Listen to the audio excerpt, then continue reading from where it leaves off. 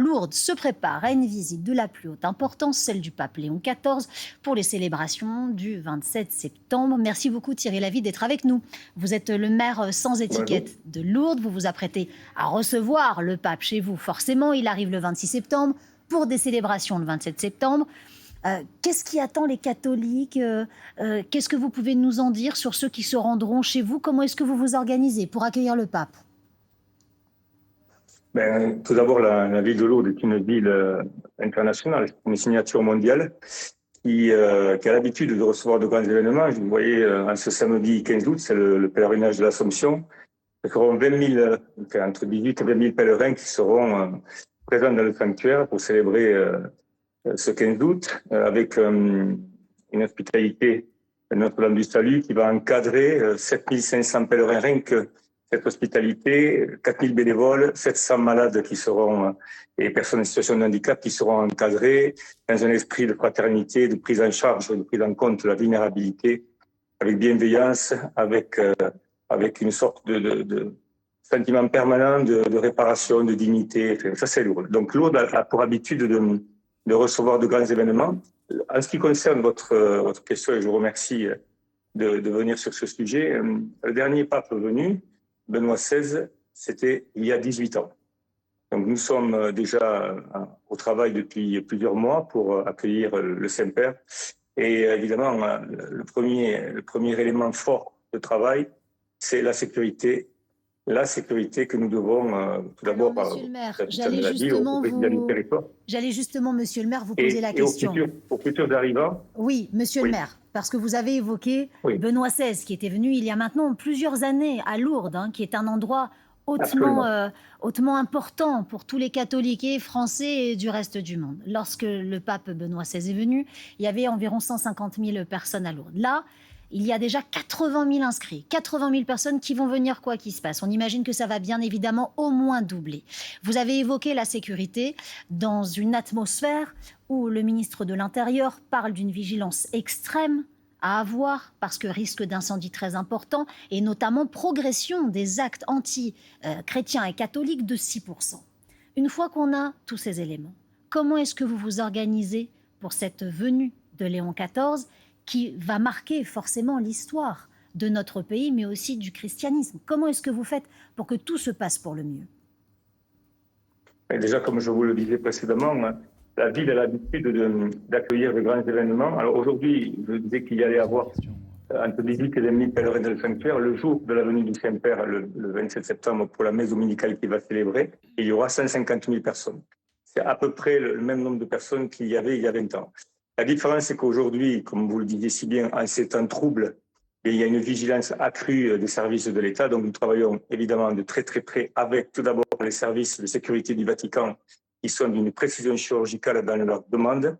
Et puis, évidemment, les services français, la DGSI, le RELC, tout ce qui accompagne la tenue d'un événement de la sorte, puisque tout le monde sait que le pape est peut-être la personnalité la plus protégée, la plus encadrée lors de ses visites dans le monde entier. Et lorsqu'on sait que lorsque le pape s'adresse depuis tel ou tel endroit au monde entier, il touche à minima 2/3 des habitants de la planète. Donc, c'est une personne qui est très, très, très protégée. Mais ça, le tempo est donné par les services de sécurité du Vatican, qui sont, je le rappelle, une précision chirurgicale. Donc, nous avons l'habitude d'accueillir ces événements dans une ville de presque 14 000 habitants, qui devient une ville caméléon, on peut dire, qui passe de 14 000 à aujourd'hui peut-être 90 ou 100 000 personnes en ce 15 août.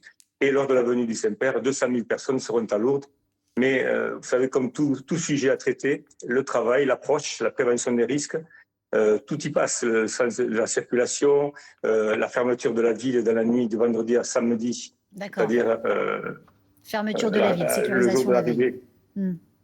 Oui.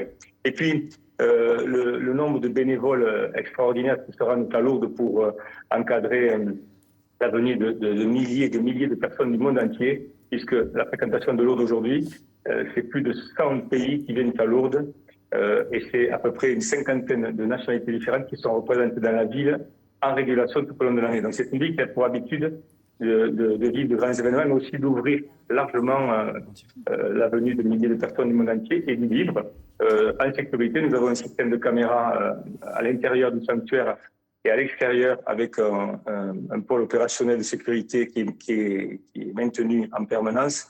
Donc voilà, nous sommes sereins, nous avons l'habitude, évidemment ça n'exclut pas le risque, mais les personnes qui viendront à Lourdes seront dans des conditions de sécurité Bon, optimales. vous Et dites on est serein, on je est voudrais prêt, dire aussi... on a travaillé, on a les caméras, on a les moyens de lutter. Il y a notre Ah oui, éditorialiste oui, politique à côté, monsieur le maire, qui a une question à vous poser. Antoine Comte, allez-y. Oui, absolument. oui, monsieur le maire, le pape doit aussi rencontrer des victimes de violences sexuelles au sein de l'Église. On se souvient tous, bien sûr, du scandale de Bétharram. Bétharram, c'est pas très loin d'ailleurs de votre ville de Lourdes. Oui. Vous avez parlé d'une visite papale sous haute sécurité, mais est-ce que ça ne sera pas aussi une visite finalement hautement politique ? Alors, elle est certainement hautement politique. Et puis, dans le droit fil de ce qu'avait engagé le pape François, le pape Léon XIV, en principe, va rencontrer des victimes d'abus au titre de la réparation, de la consolation, parce que Lourdes, au-delà de l'aspect spirituel ou cultuel, Lourdes est une ville aussi de réparation, de consolation, et pour toutes les victimes d'abus ou autres d'ailleurs. C'est une plateforme de paix, Lourdes. Il n'y a pas que le volet spirituel au sens propre du terme qui est engagé. Il y a toute cette réparation humaine qui se déroule tout au long de l'année. Et nous avons pu le constater, je l'avais dit en 2020 lors de mes visites ministérielles, parce que la ville avait connu une crise sans précédent. J'avais dit au ministre à Paris, Lourdes sera toujours Lourdes parce que c'est le seul sanctuaire au monde à accueillir des malades et des personnes en situation de handicap avec une grande intensité et une grande bienveillance, avec évidemment un phénomène permanent, la venue de milliers de bénévoles. Et je voudrais rajouter que, puisque vous parlez d'incidents, oui, rapidement, la présence, le retour de Roseline Hamel, la sœur du père Hamel qui avait été exécutée, tuée il y a une dizaine d'années et qui est là aujourd'hui à Lourdes pour engager avec la mère de l'assassin la démarche de pardon, parce que Lourdes aussi est une ville de paix, je le rappelle, et de pardon. Donc ce sont quand même des connotations humaines très, très, très, très fortes. En tout cas, nous nous préparons à la venue du Saint-Père. C'est un grand événement qui nous ravit et qui nous honore aussi, et qui montre que Lourdes est une ville à la signature internationale, une ville mondialement connue. Et merci, monsieur le maire, pour cette information, parce qu'elle était très importante. Merci d'avoir été avec nous en direct sur France Info ce matin pour évoquer la venue du pape Léon XIV, 26-27 septembre prochain à Lourdes.